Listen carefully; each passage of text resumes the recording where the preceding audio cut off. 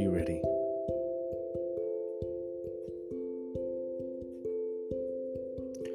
Are you ready?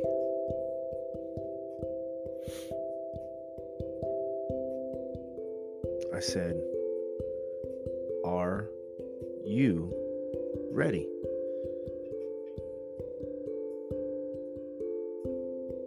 Wake up. It's time to get up. Grand rising to you.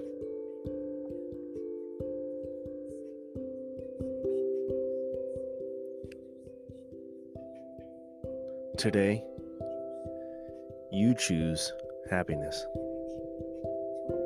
In this very moment, you choose happiness. You're not going to think about what you normally think about when you first wake up or when you lay your head down to go to sleep and get some slumber.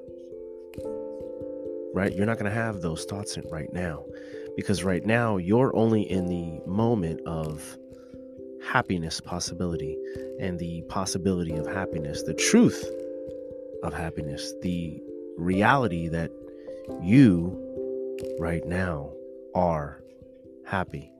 You have decided to be happy. That is what you currently are. Not because of anything else externally, but everything within and from above. Yeah, we're going deep. We're going deep because it's time. It's time to come home. It's time for you to come home. It doesn't mean the suffering will end. Home is where you can retreat to. The home is the vacation. It is the place where you can vacate from the external world. It can be a sanctuary. It can be, if you set it up properly, it can be a sanctuary. It can be a place of rest and a place of stillness and calmness and life. We have children, and so yeah, they will be running around and screaming and yelling. That's part of it, actually. That's okay. See?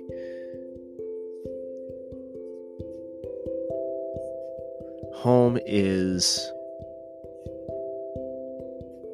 where you belong. Doesn't mean you can't go out and venture out and have adventures, but home is the ship that's anchored in.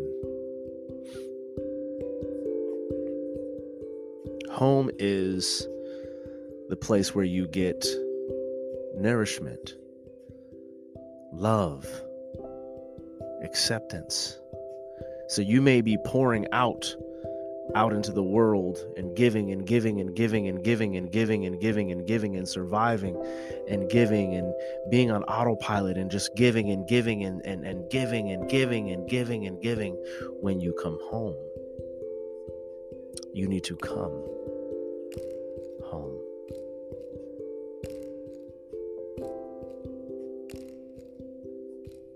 There might be a face you need to sit on. There might be hands that will roam all over your body. There might be that. Matter of fact, that experience does exist.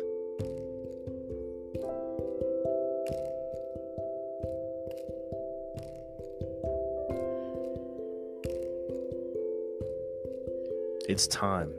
Yes. See, we're talking about energy, and we're talking about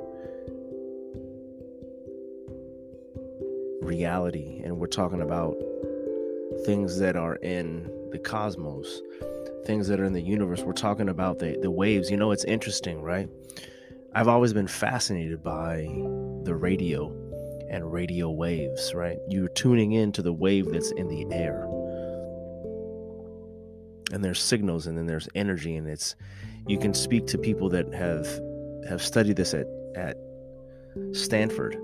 I've met a professor, a teacher, who came to the school that I was working at, and he was speaking. I forgot exactly what he's speaking on, but he was speaking up to the kids about one thing, and then he was using energy as proof of that, and that at Stanford they have proven that in the air, obviously, there is energy, there's waves, there's energy can move things, there's energy that you can't see that exists. And partly of Tresho 9 and the Soul Sunday, it's just that. It's that day that, things can get a little kinky. Things can get a little loose and get a little open, and you might feel uncomfortable. Then these types of episodes are not for you. Because on these types of episodes, you don't have control. In this world, you don't have control. You don't have a say in this world. In this particular world, you don't have a say. And the bigger thing is that in this world, you do not make any decisions. In this world, it's known what your pleasures are. It's known what your desires are, even the dark ones, even the ones that nobody knows about. Those ones they live here. They dwell here, and they may be exposed here.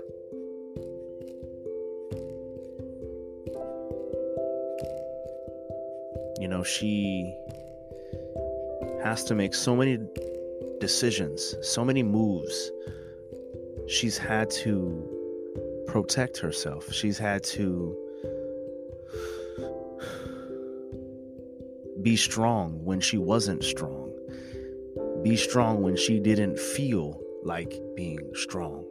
She still had to be strong.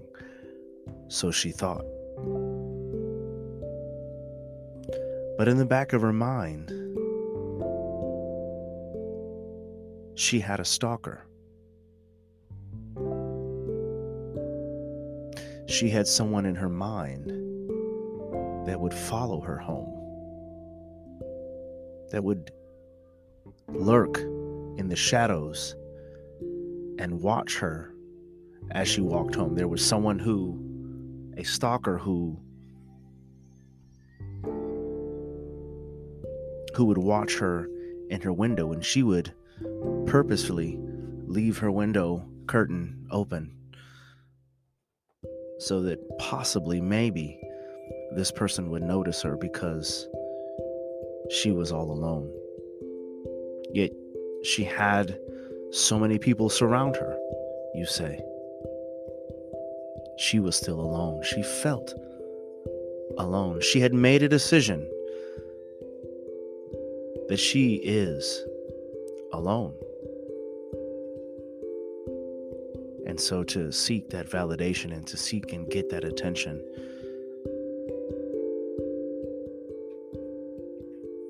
she would walk around naked in her home with her curtains open so that somebody might see.